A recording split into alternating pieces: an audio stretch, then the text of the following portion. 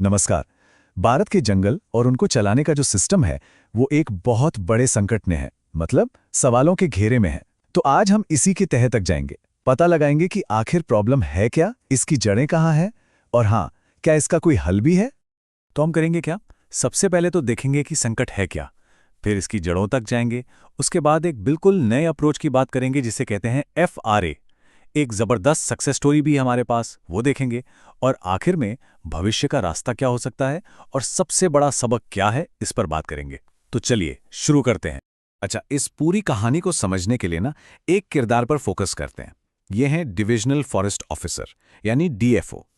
उनकी जो रोज की जद्दोजहद है, जो स्ट्रगल है, बस उसी से हमें पूरे सिस्टम की गड़बड़ियां समझ आ जाएंगी।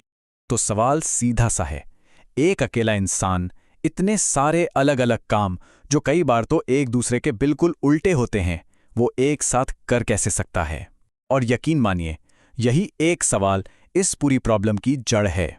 मतलब सोचिए, एक DFO को पुलिस वाला भी बनना है, टूरिज्म को भी बढ़ावा देना है, वैज्ञानिक भी वही है, जज भी वही, और तो और बिजनेस मैनेजर भी। पर यहां एक ट्विस्ट है। ये कहानी सिर्फ एक ऑफिसर के ओवरलोड की नहीं है। नहीं, ये तो एक बहुत गहरी सिस्टम में बैठी बीमारी का सिर्फ एक लक्षण है, एक सिम्टम है।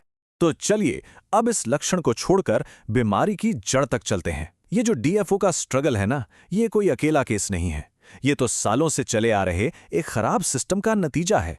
देखिए, असली प्रॉब्लम ये है कि जिस तरह से जंगलों को चलाने के नियम बने हैं, उनका जमीनी हकीकत से कोई लेना देना ही नहीं है। मतलब जो जंगल में हो रहा है, जो लोग वहां रह रहे हैं और जो नियम कागज पर हैं, उनमें जमीन आसमान का फर्क है। एक बहुत बड़ी खाई है। और ये खाई बनी कैसे? इसके लिए थोड़ा पीछे जाना होगा इतिहास में। ये जो फॉरेस्ट डिपार्टमेंट है ना, इसे बनाया था अंग्रेजों ने, और उनका मकसद सिर्फ एक था, लकड़ी काटना। जहाज़ों के लिए, रेलवे लाइनों के लिए। उनकी नज़र में जंगल मतलब सरकारी प्रॉपर्टी, जिससे टिम्बर निकाला जाए। और जो लोग वहां सदियों से रह रहे थे, वो सब घुसपैठिए। जबकि हकीकत ये थी कि उन्हीं जंगलों से उन लोगों की रोजी रोटी चलती थी, उनकी पूरी जिंदगी चलती थी। अब अंग्रेज तो चले गए, लेकिन उनकी वो सोच रह गई।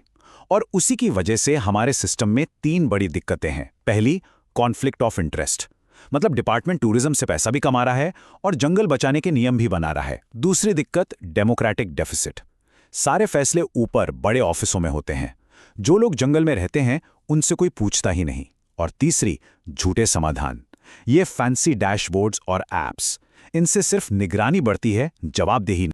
लेकिन इतनी सारी प्रॉब्लम्स के बीच एक उम्मीद की किरण भी है, और वो है 2006 का फॉरेस्ट राइट्स एक्ट, यानी FRA।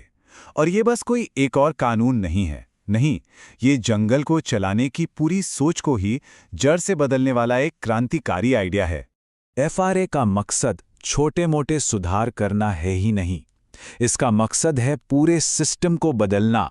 ये पावर को अधिकारियों, बाबुओं के हाथ से लेकर सीधा उन लोगों को देता है जो असल में जंगल में रहते हैं, जो जंगल को समझते हैं। तो ये काम कैसे करता है? बहुत सिंपल है। 3 मेन बातें हैं। पहली, जंगल को मैनेज करने का अधिकार गांव की अपनी सभा यानी ग्राम सभा को मिल जाता है। दूसरी बात, जंगल से जो भी कमाई होती है वो सीधी समुदाय की जेब में जाती है। और तीसरी, जो भी छोटे मोटे झगड़े होते हैं वो गांव के लेवल पर ही सुलझा लिए जाते हैं। इससे होता क्या है? DFO जैसे अफसरों का बोझ अपने आप कम हो जाता है। अब सवाल ये है कि क्या ये बातें सिर्फ कागज पर अच्छी लगती हैं या सच में काम करती हैं? तो जवाब है हाँ, बिल्कुल करती हैं। और इसका सबसे बड़ा सबूत मिलता है महाराष्ट्र के गढ़चिरौली में। ये एक ऐसी कहानी है जो दिखाती है कि जब पावर सही हाथों में दी जाती है तो जमीन पर क्या कमाल हो सकता है। तो हुआ क्या गढ़चिरौली में जब FRA लागू हुआ? नतीजा क्या निकला? नतीजे हैरान कर देने वाले थे। सिर्फ बांस के व्यापार का कंट्रोल जैसे ही ग्राम सभाओं के हाथ में आया, वहां हजारों करोड़ का टर्नओवर हो गया। सोचिए, हजारों करोड़। ये इस मॉडल की इकोनॉमिक पावर का सबसे बड़ा सबूत है। पर बात सिर्फ पैसे की नहीं थी, इसके फायदे कहीं ज्यादा गहरे थे। जब लोगों के हाथ में पावर आई तो उन्होंने अपने जंगलों को बेहतर तरीके से बचाया। और सबसे चौंकाने वाली बात, उस इलाके में नक्सलवाद में भी भारी कमी आई। तो गढ़चिरौली की कहानी हमें एक रास्ता दिखाती है। अब इसी से सीखते हुए उन प्रिंसिपल्स की बात करते हैं जो पूरे देश में एक बेहतर और टिकाऊ सिस्टम बना सकते हैं। सबसे बड़ा बदलाव जो चाहिए वो है अकाउंटेबिलिटी, मतलब जवाबदेही में। पहले क्या था, ऑफिसर अपने से बड़े ऑफिसर को जवाब देता था, ऊपर की तरफ। लेकिन अब क्या होना चाहिए, जवाबदेही नीचे की तरफ हो, सीधा जनता को, ग्राम सभा को। तो आगे का रास्ता कैसा हो? 3 चीजें बहुत जरूरी हैं। 1, को मैनेजमेंट, मतलब ग्राम सभा और फॉरेस्ट डिपार्टमेंट मिलकर प्लानिंग करें। 2, कम्युनिटी लीडरशिप, मतलब आखिरी फैसला हमेशा समुदाय का ही हो।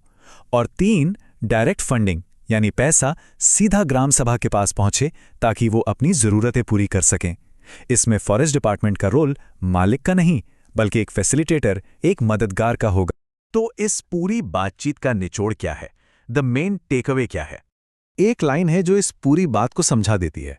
जंगलों के शासन में संकट इसलिए नहीं है कि टेक्नोलॉजी या कोऑर्डिनेशन की कमी है, बल्कि इसलिए है क्योंकि सत्ता गलत संस्थाओं के पास गलत कामों के लिए केंद्रित है।